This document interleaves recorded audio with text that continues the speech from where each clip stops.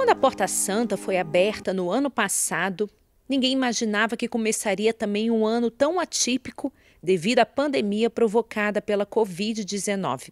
Com atividades adaptadas durante 2020, agora foi a vez de encerrar o ano jubilar dos 800 anos dos Santos Mártires de Marrocos e da vocação franciscana de Santo Antônio. A Porta Santa foi encerrada instantes antes da Eucaristia, presidida pelo bispo de Coimbra, Dom Virgílio Antunes, na igreja de Santa Cruz, em Coimbra, neste domingo, 17 de janeiro. Mesmo com um novo período de confinamento obrigatório em Portugal, desde 15 de janeiro, as celebrações religiosas estão permitidas. O jubileu é um dom de Deus, é uma graça que Deus concede à sua igreja por meio da missão conferida ao Santo Padre e, portanto, que aquele que tem o poder de ligar e desligar e de estabelecer esta comunhão entre todos os cristãos. E, portanto, do ponto de vista da fé, do ponto de vista da teologia e do ponto de vista do amor com que muitas pessoas viveram, não diminuiu absolutamente nada. Agora, o modo concreto de realizarmos as ações deste jubileu é que, efetivamente, foram muito diversas daquilo que nós esperaríamos quando abrimos aqui a Porta Santa do jubileu. Não foi possível aquela afluência das paróquias, como estavam marcadas, inclusivamente, dos arciprestados, das escolas, de grupos de cristãos pertencentes a movimentos. Foi tudo de um modo muito mais reduzido, quanto ao número de pessoas e quanto às formas de participação, mas eu acredito que o dom de Deus desceu sobre a nossa terra, sobre a nossa diocese de Coimbra e depois de uma forma alargada à Igreja, uma vez que não foi só em Coimbra, houve outras dioceses, outros lugares que celebraram da mesma forma o jubileu com as ações adequadas segundo os programas estabelecidos. O encontro que mudou a vida do então Fernando Martins de Bulhões em 1220, quando chegaram ao mosteiro de Santa Cruz, os gestos mortais dos missionários enviados por São Francisco ao norte de África, continuará na memória dos devotos de Santo Antônio.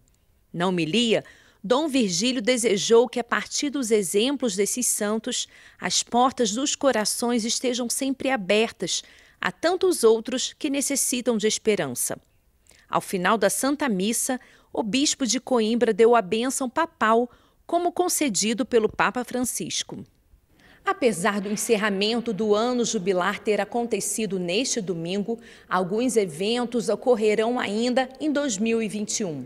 Atividades adiadas devido às restrições da pandemia, como o Colóquio Internacional Santo Antônio, 800 anos de vocação franciscana, que ocorrerá no dia 12 de junho. E ainda a propósito do ano jubilar, o Museu Nacional de Arte Antiga de Lisboa terá patente até 28 de março a exposição Guerreiros e Mártires.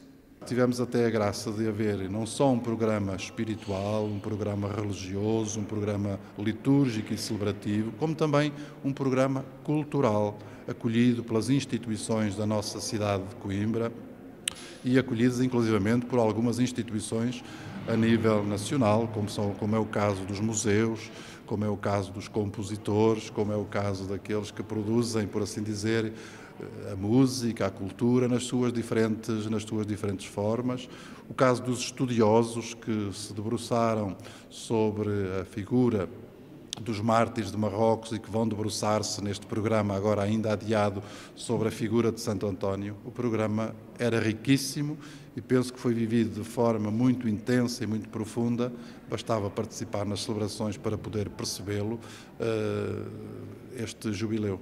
O testemunho de Santo Antônio e dos mártires ecoa de fato até os dias atuais.